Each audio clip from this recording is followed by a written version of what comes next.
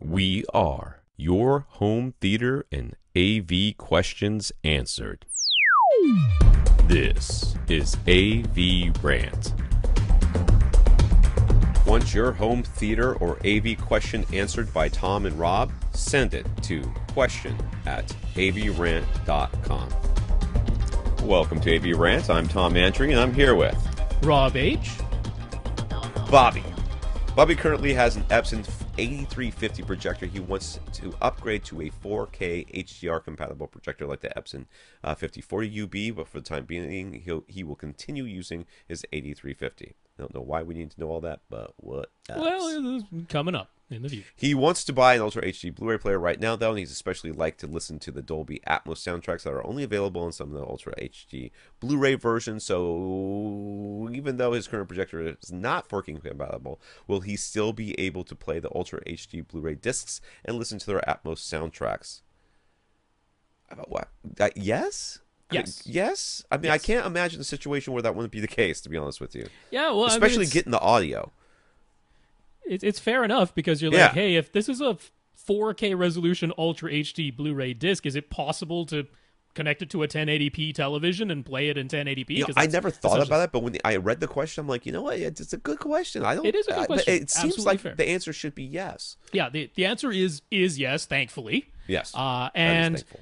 there are two situations. One, because some people have run into this, almost all, except for the Xbox One S, Ultra HD Blu-ray players give you two HDMI outputs, and they'll Right. even label one of them as audio only.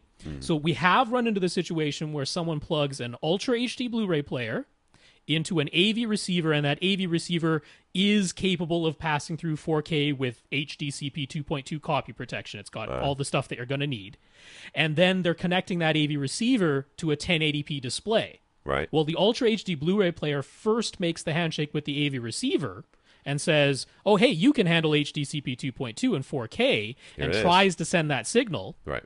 Then it runs into the 1080p TV, and you get the error message from your AV receiver, not from the Ultra HD Blu-ray player, but from the AV receiver telling you, your display is not compatible with HDCP 2.2. I'm not going to pass this video through to you. Right. So that has happened. So the workaround there is you connect the Ultra HD Blu-ray player directly to your display, and you use the audio-only second HDMI output to send audio to that AV receiver. Sometimes you do need that workaround, but that will let you watch an Ultra HD Blu-ray on a 1080p display and still get the Atmos audio. You might not have to, but you might have to. I So- kind of feel like you should be able to do that workaround one time, then go into the settings of the Blu-ray player and say, only put out 1080p or something like that. Yeah, there usually is a thing in the resolution, because normally it's auto. Right. But sometimes there is the ability to set it to 1080p output. That's all you output. Then you could just go back and wire it. Then normally. it should probably should. work. Yeah, but it's just in case. I'm just putting it out there as a just in case, so that be prepared either to buy way, an extra HDMI cable. That's what you're right? saying. Yeah. But either way, this can be done. Okay. So what Ultra HD Blu-ray player should he buy, he asks. Well, The this will- Sony. Okay. There you go. What is it? Cheap, right? It's cheap. Well, it's $270, so it's not the cheapest. But first of all, you actually do need the thing where you convert the HDR signal that's on the disc to SDR, to standard dynamic range. You need that, and not all of the Ultra HD Blu-ray players do that particularly well. The Sony does it really well, so that's nice. It also, for sure, can be connected to a 1080p display. The AV Forums review of it explicitly mentioned that. And actually, the very scenario you're talking about, older display that's 1080p only, but you want to listen to the Atmos soundtracks. He's like, 100% works on the Sony. So all of that conversion, for sure works. The price isn't too high. Now, the one thing it lacks is Dolby Vision, but you're only talking about a projector setup, so you're never going to need Dolby Vision. All projectors that can do HDR10. None of them do Dolby Vision. So price, features, excellent performance, and the one feature that it lacks in Dolby Vision you don't need because you've got a projector. Right. So he sits 11 feet from eyes to screen, but his projector is actually a bit in front of him, so its throw distance from lens to screen is only about 9.5 feet. Mm-hmm. He looked it up, and Epson's site says the largest screen size he can create with that throw distance is a 98-inch diagonal 16 by 9 image. So this is the Epson he's thinking about buying at a later date. It actually works for both the 8350 he has now and the 5040 UB. If you put the lens 9.5 feet from the screen, the biggest image you can create is 98 inches diagonal. So he needs All to that's correct. Move it back. Anyways, he's going to get a new screen, but he's a bit confused by what sizes will work with his throw distance and seeing distance. He was considering a 92-inch screen. Isn't that smaller than 98? Sorry. It is. But then he started thinking that might be too small. So he was thinking of a 100-inch screen. But if Epson's size is correct, the biggest image he can have is 98 inches. So what do we think? Does he have to go with a 92-inch screen? Should he go for a larger screen? With a 100-inch screen work? Wait a second. Let me back this thing up. In front of him. So there's look up this largest screen is 98. Okay. Yeah. Why can't he back up the projector? I don't know. I mean, maybe he's already invested in a ceiling mount. Yeah, got the pole going through a ceiling. There's one hole in the ceiling. It'll be a hassle. Oh, I can appreciate that. It can be a hassle to move a ceiling mount. Maybe he's actually got the projector in front of him. Does have it in front of him. That's the problem. Yeah, but I mean, like, on a table in front of him. Oh, you mean like a table. Right. That could also be the case. It could be something like that. Yeah, I mean, essentially, you have hit the right thing, which is that the largest image you can create with this throw distance that you have now is a 98-inch diagonal 16 by 9 image. That's the biggest you can get when the lens is 9.5 feet from the screen. Now, you're saying you're 11 feet away, right? So if you went with the 92-inch screen, that's about a 34-degree field of view. Even if you went up to the 98-inch screen, the maximum, and you ordered a custom screen that's exactly 98, you're looking at about a 36-degree field of view.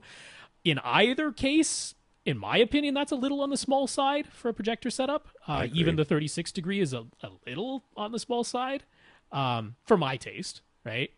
So definitely for my taste. I mean, honestly, what you need to do is find a way to move the projector back more towards the back wall. You got two options. You can move the projector back or move yourself forward. Right, yeah, you can sit closer, sure. Yeah, you can, if that is physically possible. I would not recommend, I'll be honest with you, I would not recommend getting a custom screen that's exactly 98 inches. Right. I would not. First of all, it's going to cost a lot compared to what you can get for that's something that's like a standard size. Yeah. And you very well might get 98, but not exactly 98, and then they're going to have a little bit, it's going to be a little under, and the screen image itself is going to be a little under. Yeah, you really got to move this projector, and I'm curious as to why he can't. Now, if it were me, and my option was, and I can't move the projector, I can't move me, and I can't do anything, I'm buying the biggest screen that this thing can do without it being custom, which is going to be 92, and I'm going to live with it. That's what I'm going to do. Oh, it's still a large screen. Compared to any flat panel. Many inches on all of your friends, and all guys know inches are important. So you will have that to lord over them, and they're all sitting 11 feet away from a 55-inch flat screen. So for them, it's massive and whatever. And, they don't have to know. They don't have to know that. All the guys at AVRant were like, dude, seriously, like 11 feet. 100 inches, 120 inches. Like 120 is kind of where I would aim for an 11-foot seating distance. And I'm someone who doesn't want the like 1-to-1 size screen that some people really like. I know. Yeah, I'm not that big, but I like it. Yeah, around 120 inches would seem about right to me from 11 feet away. So yeah, if there's a way to move physically move your projector back, and then he's got another question coming up that even makes that even more so. So he says he'd like to watch both 16 by 9 and 2.35 to 1 content. He got a bit confused by how all that works. If he looks up the image sizes on the chart for the 100-inch screen, it says they will both have the same image width, but the 2.35 to 1 will be a 95-inch diagonal image, while the 16 by 9 will be a 100-inch image. He was under the impression that 2.35 to 1 content should be bigger. So how does he make all of that work? Okay, you don't make any of it work. Okay, the projector you will set it for your size. Okay, Rob's going to tell you. Rob's about to confuse you, so listen to me. Listen to what I'm saying. Do not listen to Rob. He's a crazy person, does crazy things. So I might go down a small rabbit hole on this one. You think? I'm going to go. I'm going to leave the room while that happens and go get a drink of water and stuff like that. Anyway, you just pretend you have a 100-inch screen, right? Because that's what you're talking about here. So if you have a 100-inch screen, right? with a 16 by 9, it's going to be at, sorry, I hit my pop filter there, 95-inch diagonal. Okay, 100-inch when screen. it's 2.35 to 1. When it's 2.35 to 1. Okay. But but it's going to be 100 inches diagonal when you have a 16 by 9 content. Yeah. Right? Why? Black bars. Yes. You will have black bars on the top and the bottom of 2.35 to 1. You will have black bars. They are in the content. They are there. Yeah, just like on your flat panel, right? Just when you're watching a movie on a flat panel, yeah, black bars top and bottom. You take your flat panel, right? Whatever this is, let's pretend it's 55 inches. Take your 55-inch flat panel, you measure it from corner to corner, it's going to be like 54 and a half or something like that. Yeah. And you're going to be angry about doing this, and I'm sorry about that. Then you're going to watch a 2.35 to 1 image up there. You're going to freeze that image, and you're going to measure the side to side, and it's going to be less than 55 inches. That's all they're saying here. That's all they're saying. Okay? Now Rob's going to do the thing he does.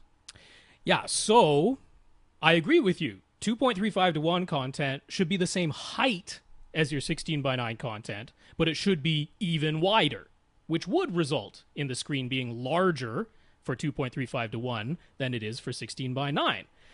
But that means you have to start with the larger screen size, and then when you're watching 16 by 9 content, shrink the image, right? That's one way to look at this. This is solution number 1. Right. So if that's what you want, if you want your 2.351 content to be the same height as your 16 by 9 content, but even wider, that means you need to buy an even larger screen. If you buy an even larger screen, you need to move your projector even farther back. Because as you move the projector closer to the screen, the maximum image size gets smaller, right? So let's say you started with a 100-inch 16 by 9 screen. Yes. And you moved your projector back. In your case, you'd only have to move it back a couple of inches, right? But you did that. You can't move this projector, but go on. Yeah, but I'm just saying in this situation, you did that. You moved it back a couple of inches so that it perfectly fills your 100-inch 16 by 9 screen. Yeah. But now you want to keep that same height and have a screen that's wider than the 100-inch 16 by 9, same height, but wider. You need to make the image bigger. Well, the image of the projector at this point can't get any bigger. You're already maxing it out. So you would have to physically move the projector back. So solution number 1 is you move the projector physically farther back. You get the screen. You can get a 2.35 to 1 aspect ratio screen if you want to. That is the same height as a 100-inch diagonal 16 by 9, but wider. And then when you are watching 2.35 to 1, you fill the whole width of that screen, and the black bars are still getting projected, but they're physically being projected above and below that 2.35 to 1 screen. Right. Then when you watch 16 by 9, you actually zoom the projector in. On the 5040 UB, it's motorized, so that's easy. On your 8350 right now, you'd have to do it manually. But you would zoom it in, so you're actually shrinking the image down. Now the entire height fits within the height of the screen, and you have blank space to the left and right. You have physical blank space on this screen because the screen is now wider. Those are actual physical black bars because there's no light being projected. Well, it's not even black bars. It's just... Well, I mean, that's what black bars are. It's supposed to be no light being That's projected true, on yeah. it. So they are technically black bars. Yeah, They're however just, black your room is, it's just that black. It's just sitting there. Now, solution number 2, the only way that you could do this without having to physically zoom your projector and physically move your projector farther back is to put a lens in front of the projector lens. They call it an anamorphic lens. Right. And what it actually does is it stretches the light that's coming out of the projector. It stretches it widthwise, right? So now you still have this screen that's the same height as your 100-inch 16 by 9, but the screen is now physically wider. You put this anamorphic lens in front of your projector, and it stretches the light that comes out of your projector to fill the whole width. You didn't have to move the projector any farther back. You didn't have to play with the zoom on the projector at all. It just stretched it. However, that means you've just geometrically distorted the image. Right. You've taken what was a 16 by 9 and stretched it to be wider. You need video processing to compensate for that. Right. Inside the projector, it first makes everyone tall and skinny. And then when the lens stretches that light widthwise, things go back to looking normal. If you want to know what that looks like, look at an old Halloween, the first Halloween movie. the very beginning when the credits are rolling and stuff, and the girls are walking. I think Jamie Lee Curtis is one of them. I don't really remember who else is there. It's walking down the street. Everybody's tall and thin. Tall and skinny, yep. Basically, they took, and like I don't know if they probably have fixed this in most recent Blu-ray or whatever editions, but the last time I saw it was probably on VHS, and it was squished. They took a widescreen and squished it into an old 4x3 TV. 4x3 stuff, and that's what it'll look like. It'll look like that's what it would look like without the anamorphic lens in front. Yes. Yeah. Now the 5040 UB has that processing built in. They call it anamorphic stretch mode. So you activate that, and it all works. Your 8350 doesn't have that. So right now, you couldn't even use the anamorphic lens unless you bought an external video processor, which is at least $1,000 and totally not. Well, I guess the HD Fury Integral can actually do it, so $250. I mean, you're totally like leading him way down this rabbit hole too, because the anamorphic lens is way expensive as well. Yes, a really good anamorphic lens, a really, really good one, is going to be at least $1,500 just for the lens. Just for the lens, God and forbid also somebody touch it. Yeah, Now you have another couple of options once you have the lens. You can have the lens in line. You can have the lens in front of the projector all the time, and the 5040 UB has the correct processing, so that 2.35 to 1 looks correct. And then when you're watching 16:9, it still makes everyone tall and skinny first inside the projector. It actually puts black bars on the left and right of the image, and then the lens stretches that, so you get 16:9 on a 2.35 to 1 screen. You can do all that in the 5040 UB. It's all there for you. Some people go to the expense and stuff of putting a sled on the lens so that you can physically slide the anamorphic lens into or out of the light path. I've seen those in the motorized ones. Like the image go up there, be all weird, and you hear this. Yeah, and you're looking at $3,500 minimum for a motorized one. And those things slowly come across the screen, and like everybody gets normal. You know, like you can see it. Stretches out. You can see it. So that's the rabbit hole we went down. Don't do any of this. Just buy a 100-inch screen. Actually, buy a 120-inch screen and move your projector back and deal with the black bars on the top and bottom of 2.35. But if you do want your 2.35 to 1 to be wider, then it means you have to buy the physically larger screen and you have to move your projector even farther back. That's the end of result. Often it's the case that it's cheaper to buy two screens. Okay? You buy a 16:9, you mount it to your wall. You buy a 2.35 to 1 that's pull down, and you just pull it. Or vice versa. Yeah. Probably, I think the 2.35 to 1 pull down probably is a little bit better because it covers a 16:9. Anyways, you pull it down, and then for the times that you're watching that's cheaper than all of this lens garbage that he's talking about. You could buy it. It's just cheap. Damn.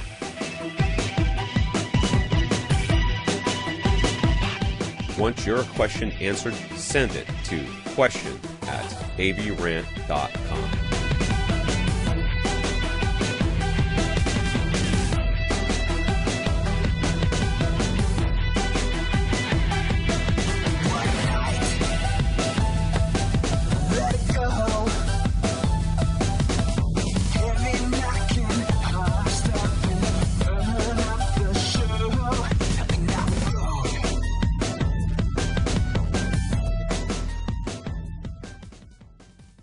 This is AVRant.